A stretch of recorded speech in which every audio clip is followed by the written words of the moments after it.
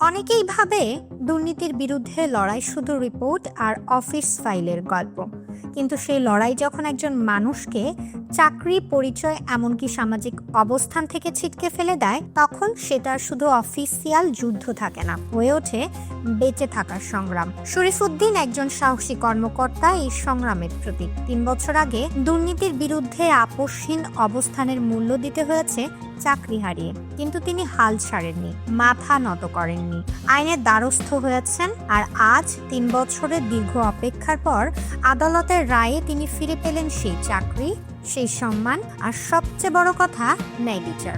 চট্টগ্রামে দায়িত্ব পালনকালে দুর্নীতি দমন কমিশনের উপসহকারী পরিচালক শরীফুদ্দীন ছিলেন দুর্নীতির বিরুদ্ধে এক কঠোর কণ্ঠ।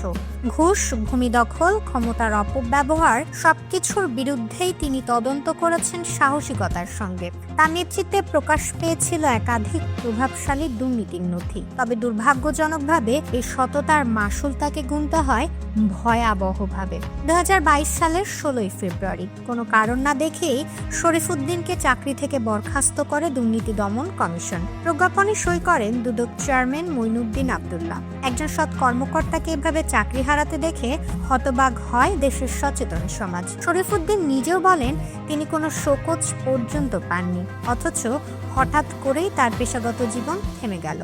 চাকরি হারানোর পর শুরু হয় তার কঠিন সময়।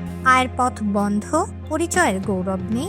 একজন পরিবার প্রধান হিসেবে তাকে চলতে হয়েছে চরম অনিশ্চয়তা ও কষ্টের ভেতর দিয়ে। কিন্তু শরীফুদ্দীন ভেঙে পড়েননি, বরং তিনি আইনকে বিশ্বাস করে ২০২২ সালের ১৩ই মার্চ হাইকোর্টে রিট দায়ের করেন চাকরি ফিরে পাওয়ার দাবিতে। এরপর শুরু হয় ৩ বছরের দীর্ঘ আইনি লড়াই। নানা প্রক্রিয়াগত জটিলতা, সময়ক্ষেপণ ও চাপের মধ্যেও শরীফুদ্দীন কখনো হাল ছাড়েননি। তার হয়ে আদালতে আইনি লড়াই চালিয়ে যান দেশের জ্যেষ্ঠ আইনজীবী ব্যারিস্টার সালাউদ্দিন দোলন। অবশেষে ২০২৫ সালের ৯ জুলাই হাইকোর্টে শরীফুদ্দীনের সেই অপেক্ষার অবসান হয়। বিচারপতি রেজাউল হাসান ও বিচারপতি বিশ্বজিৎ দেবনাথের হাইকোর্ট বেঞ্চ রায় দেন শরীফুদ্দীনের পক্ষে। রায় বলা হয় তাকে ৩০ দিনের মধ্যে চাকরিতে পুনর্বহাল করতে হবে এবং সব সুযোগ সুবিধা ফেরত দিতে হবে।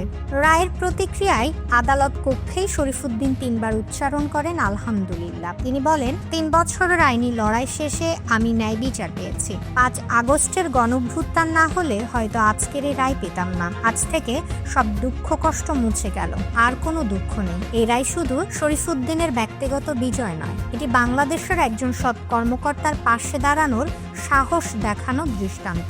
এটি দেখিয়ে দেয় আইন কখনোই অন্ধ নয়। সাহস, সততা আর জনগণের সম্মিলিত আওয়াজ একসাথে হলে অন্যায়ের দেওয়ালও একদিন ভেঙে পড়ে। শরীফুদ্দীনের এই গল্প আমাদের মনে করিয়ে দেয় সত্যের পথ কঠিন হতে পারে, কিন্তু তা কখনো নিঃশেষ হয় না, বরং সময়ের বিচার একদিন ন্যায়কে বিজয়ী করেই তোলে। জেদনি খান, খবর প্লাস, ঢাকা।